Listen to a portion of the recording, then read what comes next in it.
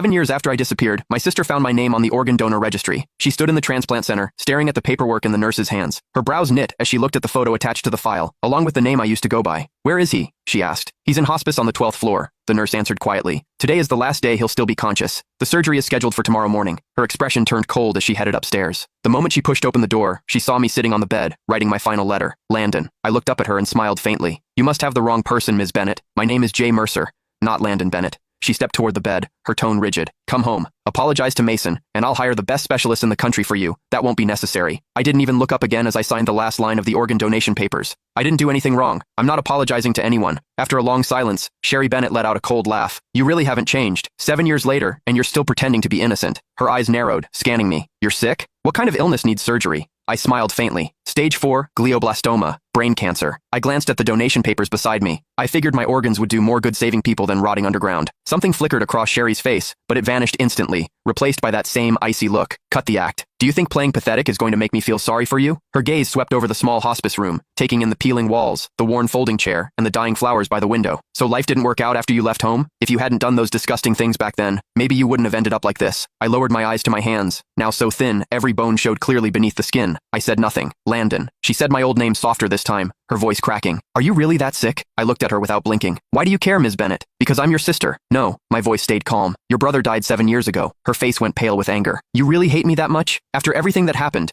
Are you seriously pretending you weren't the one who enough?" I cut her off. "You didn't come here to dig up the past. Say what you actually came to say." She opened her mouth, then hesitated, completely speechless. I gave a soft laugh. "Let me guess. Mason needs a new liver, doesn't he?" Sherry didn't answer. She didn't have to. The way her eyes avoided mine told me everything. I leaned back against the hospital bed, laughing under my breath. "So, that's it. After 7 years, he finally remembered he had an older brother. Today, you came here to ask for my liver?" "Not ask," she corrected sharply. "It's your duty. You agreed to donate before, and Mason needs you again now. He's your brother." I stared at her, amused by how ridiculous she sounded. "Sherry, when you kicked me out 7 years ago, why didn't you remember I was his brother then?" "That was your own fault," she snapped. "If you hadn't done those horrible things to Mason, if you hadn't framed him, I never would have kicked you out." Her voice shook with fury. "You're still lying. Still acting innocent. You think disappearing for 7 years erased what you did?" I slowly closed my eyes as numbness spread through my chest. Even now, she never doubted him. To her, I was always the villain. "Please leave. I need to rest." She grabbed my shoulder hard enough to hurt. "Listen carefully. Mason needs your liver." I opened my eyes, looking at her calmly. "Then he can wait for someone else. My organs are already promised to strangers." Her whole body shook with anger. "How can you be so heartless? Mason saved my life back then.